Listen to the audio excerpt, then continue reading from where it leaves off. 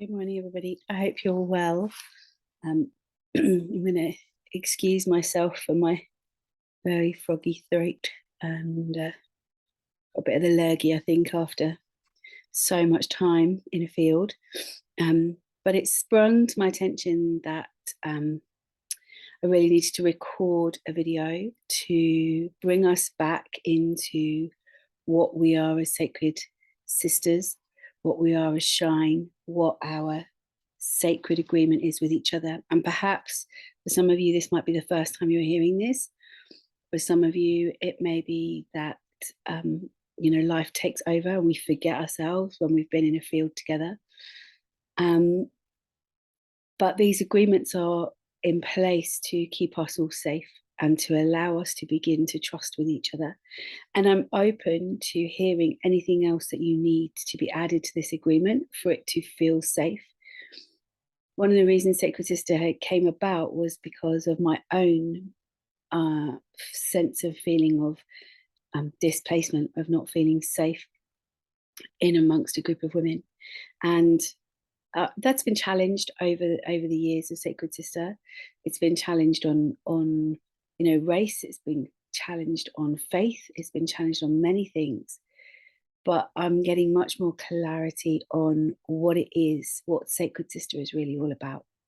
And it's the need and desire beyond, before tackling so many other issues that we come with. First and foremost, we're women. And first and foremost, that in itself can be a challenge and is something that requires very conscious addressing and understanding of how to be with each other. So this sacred agreement, if you haven't seen it before, there's some notes I've kind of scribbled on this one, but it is in the group. It's definitely in the Shine group. It's definitely in the Sacred Sister group. I will go back in and add it again.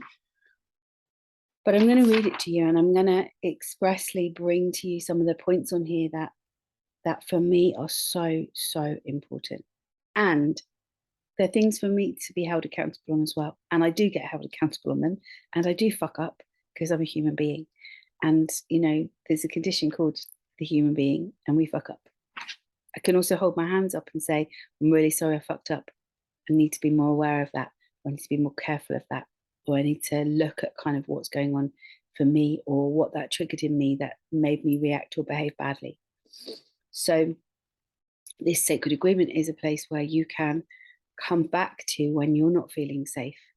So if you're in a position right now where somebody has said something or done something out of the back of Sacred Sister or off the back of Shine, or use this agreement to begin the conversation.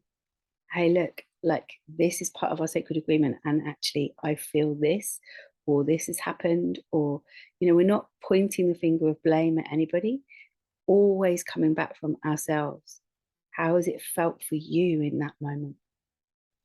So our sacred agreement, we create no harm to our planet and all beings. Something we attain to do is to create no harm. So when we're on the land, we're aware of what the land needs from us. We're aware of making sure it's tidy afterwards. We're aware of our events are vegan. We ascertain to create no harm. We use no chemicals. We hold a safe container for all and are a place for radical acceptance. We're not all the same. We're never going to be the same. We're very diverse as a group of women. And therefore, the practice of radical acceptance, of being able to accept another sister for where they are in each and every moment, is key. We attain to be a place where there's no drugs, no alcohol, where all women are equal and welcome. But, for some that might be hard. For some, actually, they may be reliant on drugs and alcohol to get through every day. So our radical acceptance is of that person, of where they are in that moment, with the understanding that the safe container we hold allows them to fall in and be held as they go through the journey of what it's like to be at an event without drugs and alcohol. That's just a for instance. We regenerate the earth and respect her at all times. Our earth, Gaia, the land that we walk on, is another sister. Sacred Sister isn't just something that pops up once a year, lands on the land and does what it wants.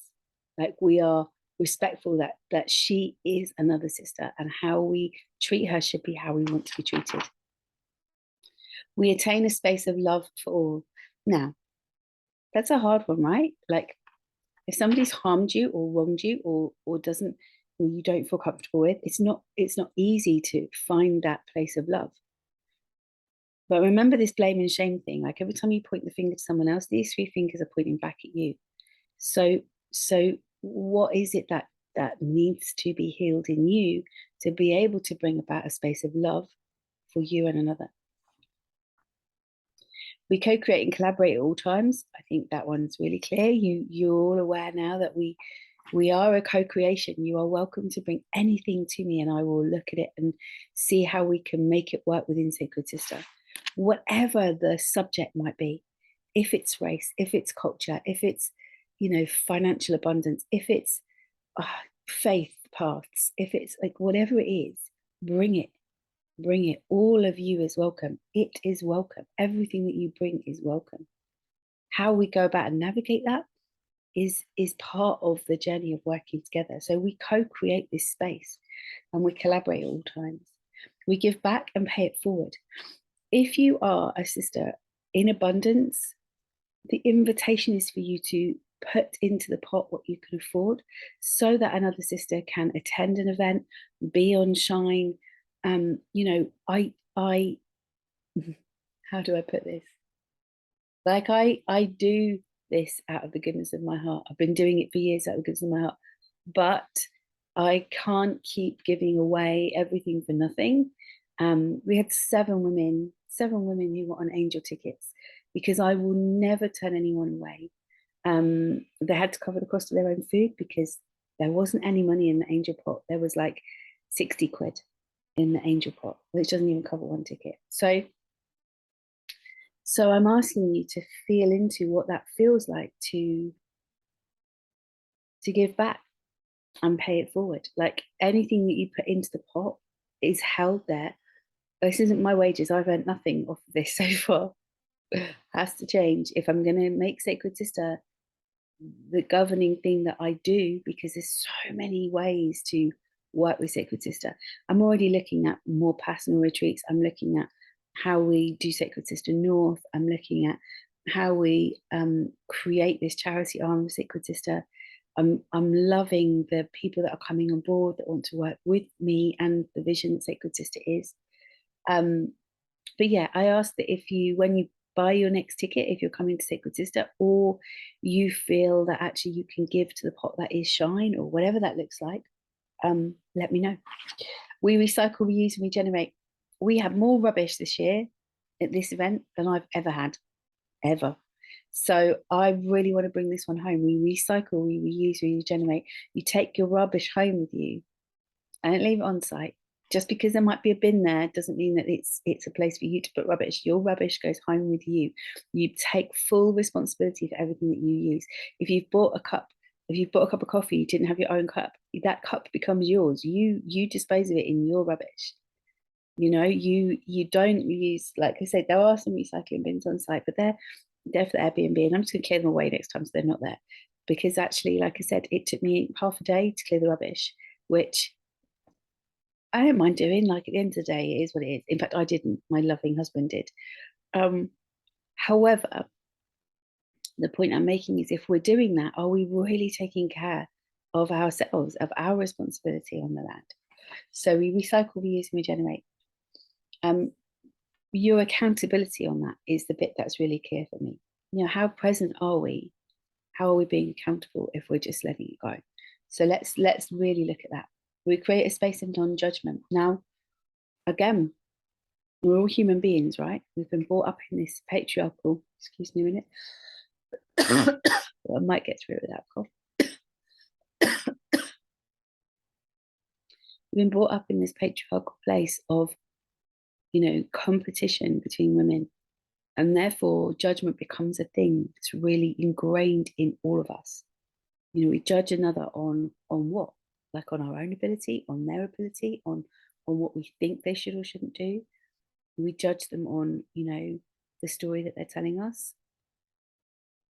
We attain to always be a space of non-judgment. And If you feel that you cannot do that, question it in yourself. What is it that brings that judgment to me?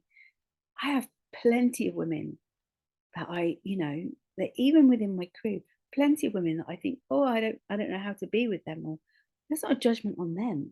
It's a judgment on me. It's a judgment on myself of like, okay, how can I still love this person even though they challenge me? So we create a space of non-judgment. We seek to attain resolution through means of peaceful communication should and when issues arise. This is a conscious awakening, right? This is a wake up call to do things differently. It's very easy to go in all guns blazing. It's very easy when your heckles are up and you want to. For some of us, I was brought up in a fight kind of environment, right?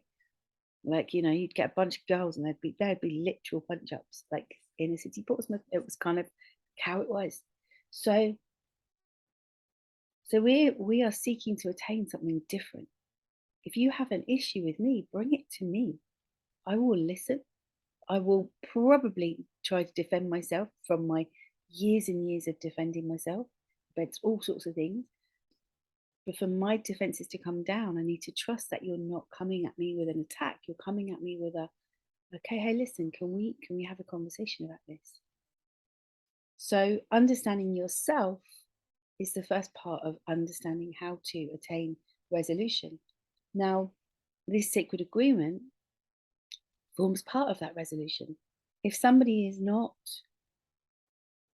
coming from that place of love, from a place of consent, from a place of um, kindness, compassion, love, like actually we can bring it because all in this sacred agreement. Hey, look, can I have a conversation with you? Something came up for me and I want to try and, find a way of resolution. If you cannot find a way of resolution on your own, come to me or come to somebody that you trust and say, hey, look, is there a way that you might hold space for this? Like, let's do this differently. Let's learn how to be with each other. Consent is always sought and respected. Now, this is a biggie for me, right? Consent.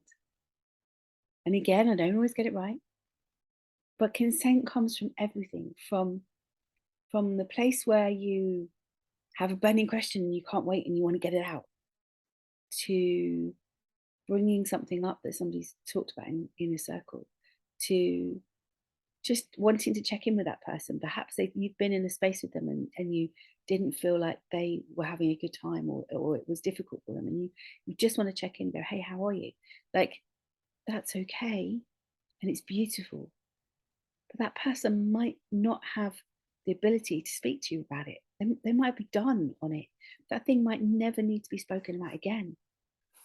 So how can we bring it? We can bring it in, hey, look, I was witness to this the other day. Is it okay for me to speak about it? Because your concern for them is as much the mirror that you weren't comfortable with what went on. This is why we want to check in. We want to check in for that person, but we're checking in for ourselves too. So the consent is so, so important to validate what that person is feeling, where they're coming from, to give them the deep respect that they deserve, especially if you witness something in that space, only ever with consent. I try to, and I don't always get it right, I try to, even with my husband, like, hey, look, there's something I need to bring to you. Is now a good time? Wait, button it. Wait for him to come back to me and say, yeah, okay, I've got the spoons now. I can do that now. It's not easy. Like, I want to go because I want it all out of me so that I don't have to deal with it anymore. But if he's not in a place to receive it or hear it, he's gonna be defensive back at me. He's gonna like pull back and not feel like he can handle it. So then he's gonna feel less than because he's not giving me what I need, and the whole thing perpetuates. So how can we always seek consent? If somebody comes up to you in a field and you're a hugger like me, I would always go, okay, do you want a hug? Like, ask for consent.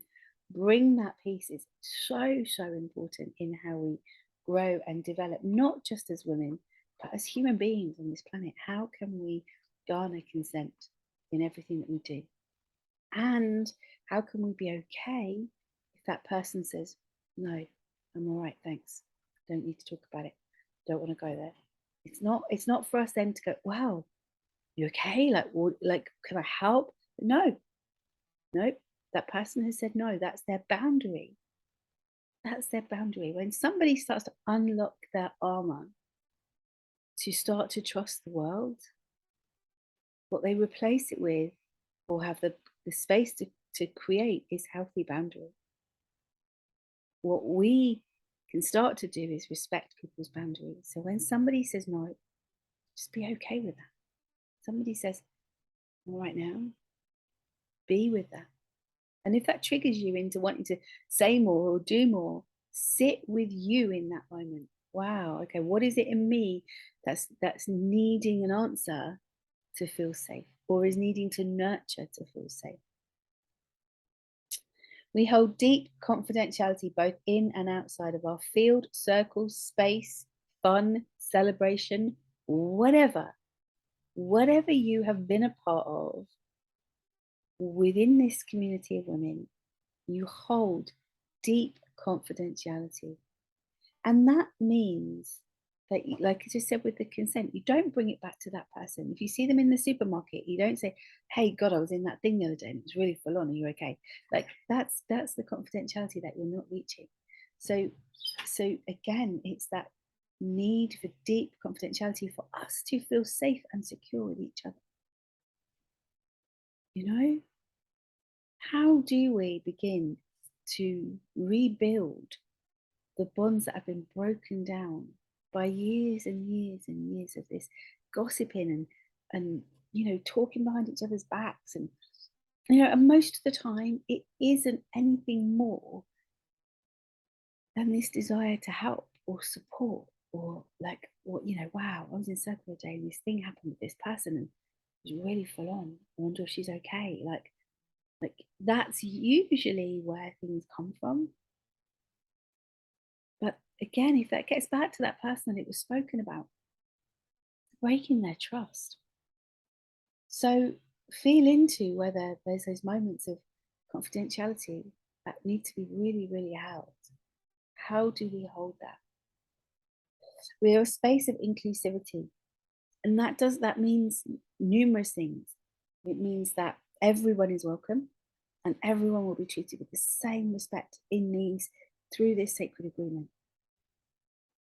But it also means that all of you is welcome. Whatever you're showing up with, whether you're in your rage, whether you're in your tears, whether you're in your happiness, whether you're in your sadness, whether you're in your fuck everybody, whatever space you're in, you are welcome to bring it.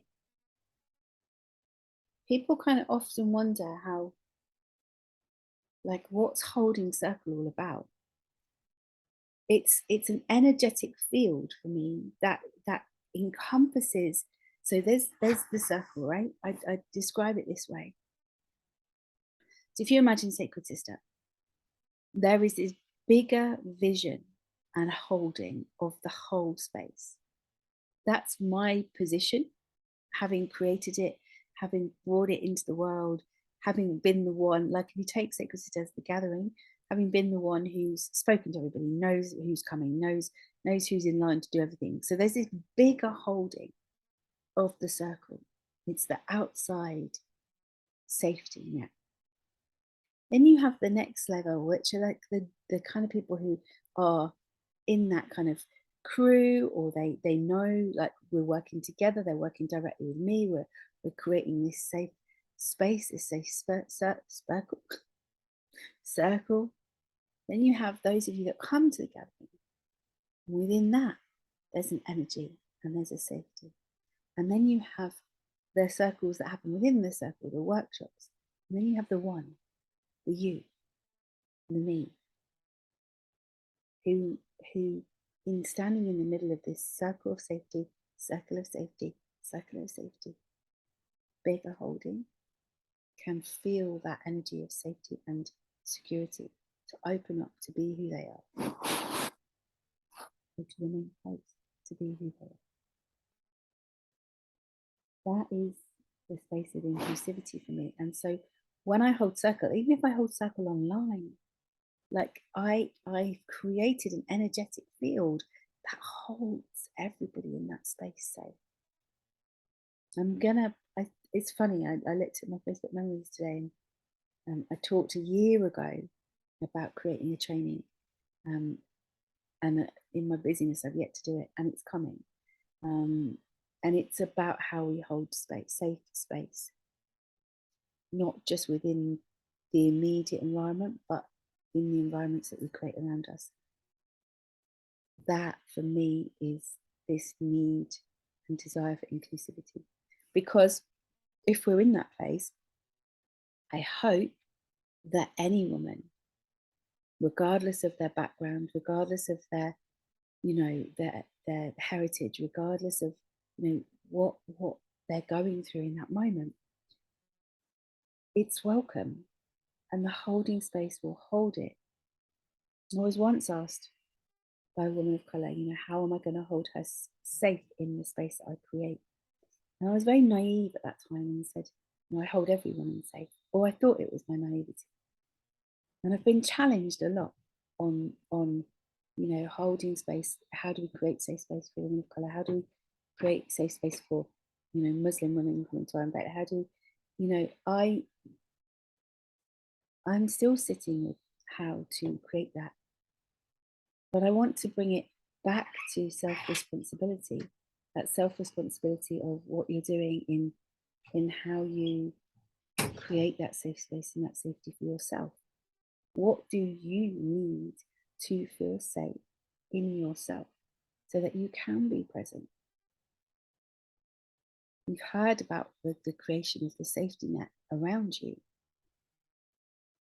But if you still show up feeling unsafe, then that's the magic. The magic is how little by little do you open yourself up to what that might feel like. Just dip your toe in the water.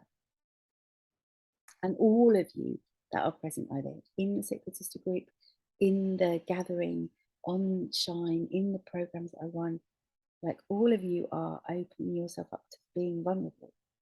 And that can feel very unsafe. So what are the things that you need to put in place to feel safe for yourself? Can you then share that with other people? Okay, look, I really want to be vulnerable. I really want to bring this. This is what I'm feeling. This is what I need in this moment to support that. So then it becomes a much more broader opening of, Sacred Sister, as I said, is beyond that. It's what it is for us as women, regardless of anything else, regardless of our story, regardless of our backstory. How do we, as women, step in and feel safe with each other?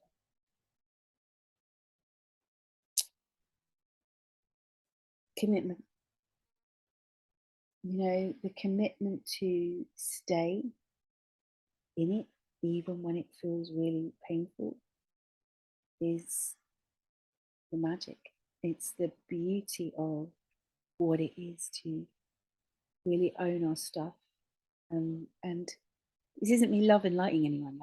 Like that's not my bag. I'm all about not spiritually bypassing.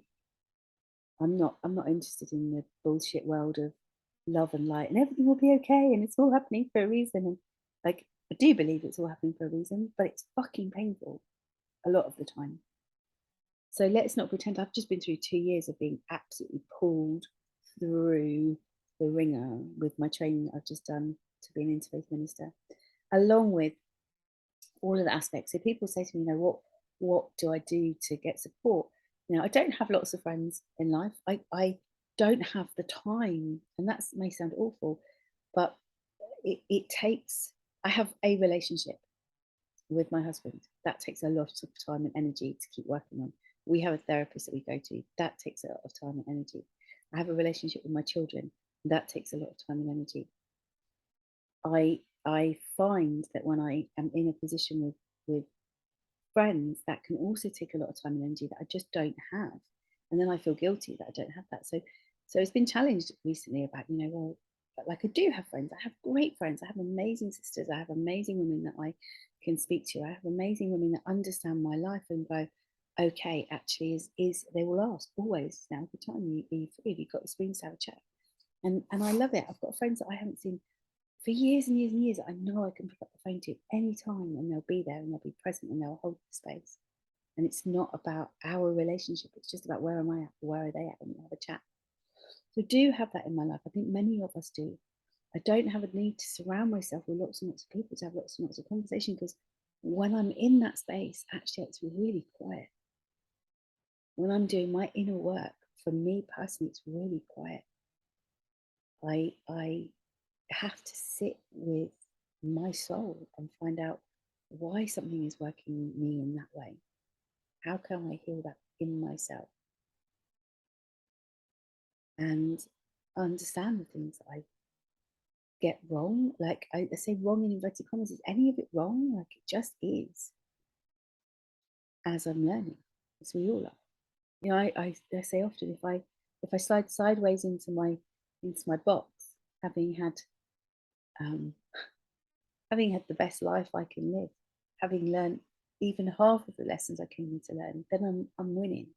Don't expect to heal it all right now in this lifetime, because it would be a full-time job. I just don't have the time. But I will deal with everything that comes up as it comes up. I will look to and seek to be the best version of myself always. And that's what I'm encouraging you to do all the time. The program I set up with Evolve, you know, how you wake up in the morning, how you seek to support yourself with your journal, how you seek to look inside yourself, how you seek to be in nature. If any of that resonates with you, come and speak to me. You know, speak to me about one-to-ones, speak to me about the group work that I do, speak to me about the Shine program. Like, if any of it resonates, do that. Come and book yourself into the next level. But what does that really look like on a personal level? Is that I'm committed to myself. I'm committed to my relationship with my husband and my children. I'm committed to Sacred Sister. I didn't know if I would be. I didn't know where it was going.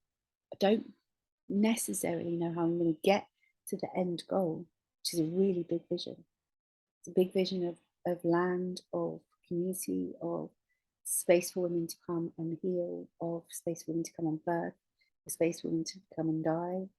It's a big journey. It's the reason why I did the last 2 years. And when I'm ready, that journey, that vision will expand to you all. But you're all a part of that vision. And part of it is to learn how to be together with each other. And my way is not the only way. If it doesn't resonate with you, it's really okay to say, that's not working for me, I'm sorry, and move on. There are thousands of women's groups out there, hundreds of thousands of women's groups out there. I created Sacred Sister because I didn't feel that I fitted into any of them. Didn't feel like I was this wild woman. I didn't feel like I was this, you know, pagan goddess. I didn't feel like I was, you know, I just didn't feel like I fitted into any of them. I could go and fit into any of them. That's the point. I could chameleon myself into any place.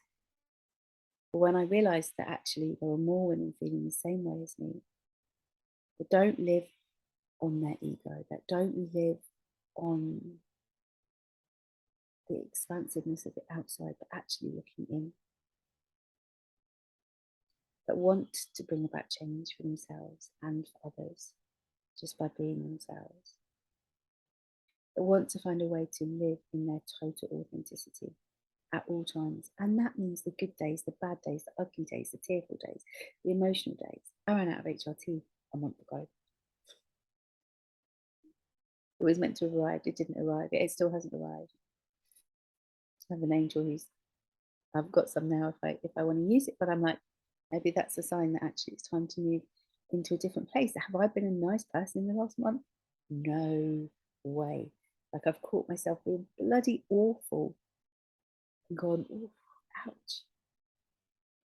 Caught myself wanting to slow down and be in a different place.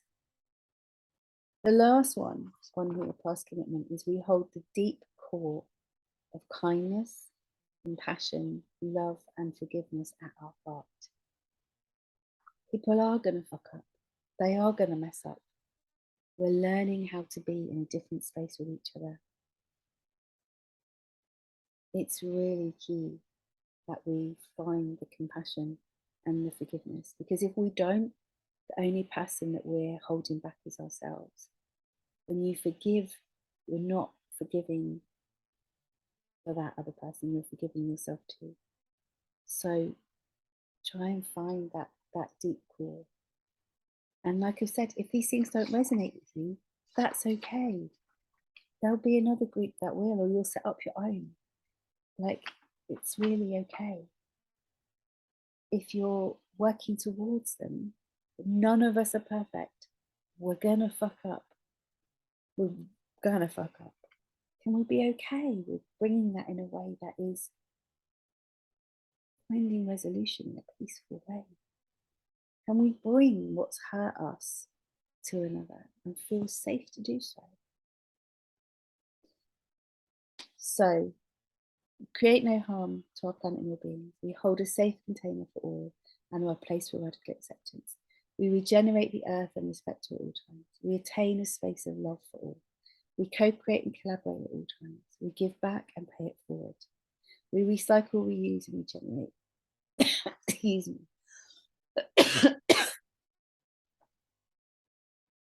We have accountability and we bring our presence. We create a space of non-judgment. We seek to attain resolution through means of peaceful communication should and when any issues arise, bringing about a conscious awakening. Consent is always sought and respected. We hold deep confidentiality, both in and outside of our field, circle, space, in our fun, our celebrations. We are a space of inclusivity. All of you is welcome, always. We're a space of deep commitment to yourself and each other. And we hold the deep core of kindness, compassion, love, and forgiveness at our heart.